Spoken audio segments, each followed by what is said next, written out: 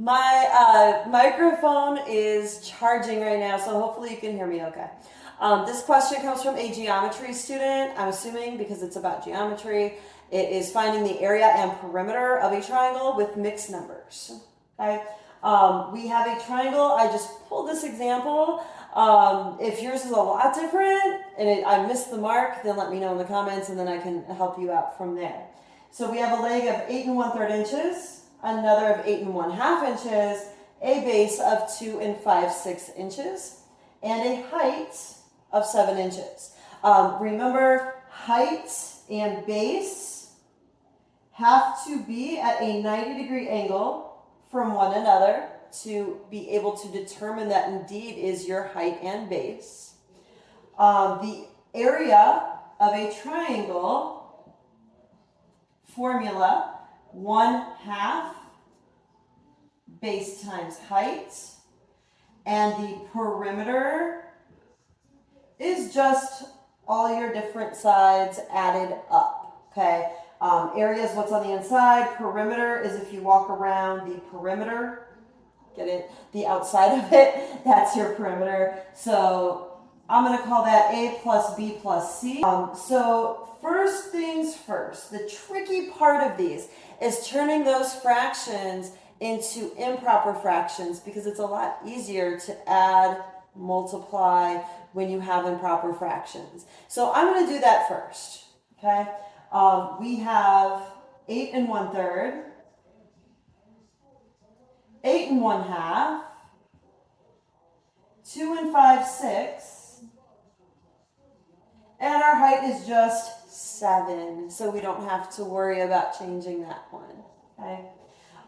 To change a mixed number to an improper fraction, we multiply the denominator of our fraction, that's a times, if you can see it on camera, our whole number, and then add the numerator. So 3 times 8 plus 1.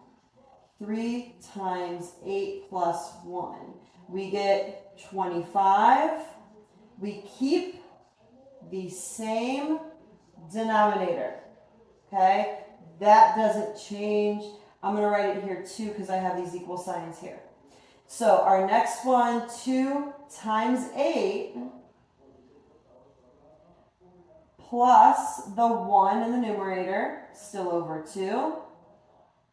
That would be 2 times 8 is 16 plus 1 is 17 over 2. 6 times 2 plus 5. And that is still over the same denominator of 6. 6 times 2 is 12 plus 5. We get another 17, but this one is over 6. Okay? So next to these, and let me change colors so we can differentiate my writing here a little bit. 8 1/3 is 25 over 3. 8 1/2 is 17 over 2.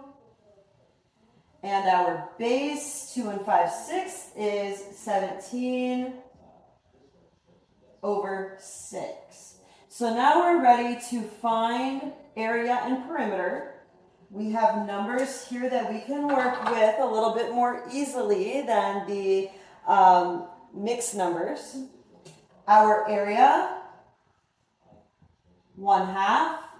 Base, I'm going to use the 17 over 6. I always prefer to use parentheses instead of the times sign. Personal preference, okay? If you want to use the little times sign, that's fine. And then height, unless your teacher wants you to do something else. The height here is 7. We didn't have to change that. So multiplying fractions, you multiply straight across. We have 1 times 17 times 7. In the margin, 119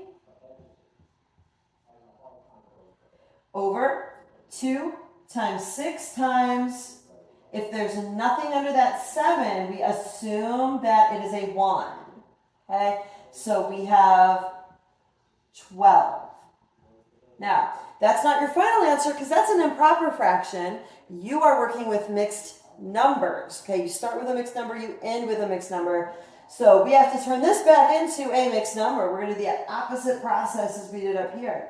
So ask yourself, how many times does 12 go into 119? Well, I know 12 times 10 is 120, so that's a little too big. So it must be 9 and something. Well, 9 times 12 is 108. Okay? So we take 119 minus 108. We have 9 left over, and that's still over 12. Ooh, I almost forgot something super important. Our units. This is all in inches. Now, when we're taking area, we multiply inches by inches. So we end up with inches squared or squared inches. Okay? That is your area. I'm going to take a pause here, erase my board, and then we're going to do perimeter. All right, I've erased my work from area. We're going to work on perimeter. All we have to do, make it sound easy, is add all 3 legs or sides together. Okay? Because perimeter is just the length of the outside, and I have 17 over 6. Now, when you are adding fractions, let's think back to grade school, probably. You have to find a common denominator. Okay, you can't add things that don't have a common denominator. And the common denominator is also the least common multiple. Okay, I don't want to waste a ton of space up here, so I'm going to grab my other little board. Our denominators are 3, 2, and 6. Now, I can look at that and tell exactly what our common denominator should be. I know some students can't do that quite as easily, so let's look at how to do it. A least common multiple means the smallest number they can all multiply into, including themselves. But we can't go backward. We can't say it's 3 or 2 because we can't work backward, okay? So multiples of 3, well, 3 times 1, 3 times 2, 3 times 3, 3 times 4, 1 times 2, 2 times 2, 3 times 2, 4 times 2, 5 times 2, 6 times 2. Over here we have 6 times 1, 6 times 2, 6 times 3, 6 times 4. Now, what do they have in common? I notice they all have a 12. We could use 12, but that's not our least common multiple. The least common multiple, they all have a 6. Okay? So our least common multiple is 6. Okay? Now we have to get our numerators measured up as well so that the denominator can be 6. So for 3, we have to multiply 3 by 2 to get 6. So if you multiply your 3 by 2 to get that common denominator, you have to do the same thing to the numerator. That means 25 times 2 is 50. Okay? I'm going to erase these arrows because I feel like that's going to make it more confusing if I draw arrows all over the place, and I have a tendency to do that. Now, to go from 2 to 6 for our numerator, we multiply by 3. So if I'm multiplying 2 by 3, I need to multiply 17 by 3. I'm going to do that in the margin. 51 is what I get. Okay? And then 6 to 6, we don't really multiply by anything. We just leave it the same. Okay, it's times 1. So 17. All right, I'm going to erase this part. Now, depending on your teacher, because I know I tell my students this all the time, if you do work, oh, sorry if that made a noise. If you do work in the margin, even if you think it looks messy, leave it. Let your teacher see that work you did. Because if you made a small mistake in multiplication or addition or something like that, you are more likely to get more points awarded to you on that problem if you're showing, hey, I know how to find the perimeter, I know the process, I just messed up some little bitty thing, okay? For me, I take off a couple points, the rest of the problem's right. But if you don't include that work and we don't know what mistake you made, we assume you didn't know what you were doing, and then you're going to get the whole problem wrong. So consider, depending on your teacher, of course, leaving that in the margin so they can see the mistake that you made, okay, and help you improve the next time. So now that we have a common denominator, we are going to add these all together.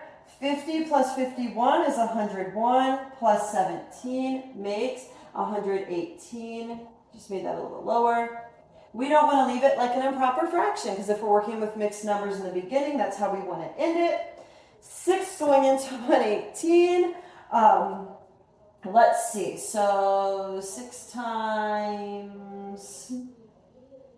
Well, 6 goes into 11 one time. Okay, let's do a little long division. Okay. That gives us a 58. 6 goes into 58 9 times. 54, okay? 9 times 6 is 54.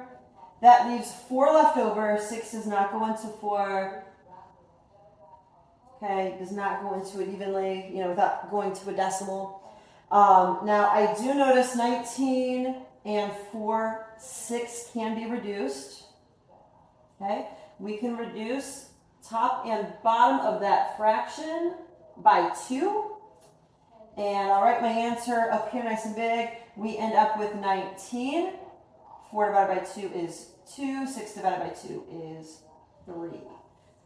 Now, let's not forget our importantest part. I'm a math teacher, not an English teacher. But don't tell my dad because he, is an English professor. 19 2/3, and that's going to be in inches. As we walk around, we walk that amount of inches. Okay, that was part of that. All right. If I missed the mark here on what you were asking, let me know. Hopefully this will help you out.